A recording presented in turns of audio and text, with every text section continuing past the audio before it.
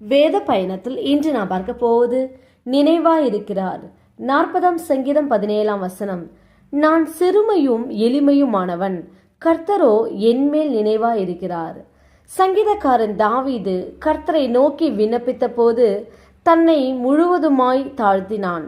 எப்படி தன்னை தாழ்த்தினான் என்றால், நான் சிறுமையும் எளிமையுமானவன் என்று. எவன் ஒருவன் தன்னை தாழ்த்துகிறானோ அவனை கர்த்தர் உயர்த்துகிறார். கர்த்தர் தாவீதின் மேல் நினைவாயிருந்தார். தேவன் ஒருவன் மேல் நினைவாயிருப்பதே மிக பெரிய உயர்வு. ஆம், தாவீது மிகவும் ஆசீர்வதிக்கப்பட்டவன். காரணம், கர்த்தர் தாவீதின் மேல் நினைவாயிருந்தார். நீங்கள் உங்களை முற்றிலும் தாழ்த்தும்போது கர்த்தர் உங்கள் மேலும் நினைவாயிருப்பார், உங்களை உயர்த்தி ஆசீர்வதிப்பார். நாம் ஜெபிப்போம். அன்பின் பிதாவை, கேட்ட வார்த்தையின்படியே நீர் எங்களுக்கு செய்ய கிருபைக்காய் ஸ்தோத்திரம். இயேசுவின் நாமத்தில் ஆமேன்.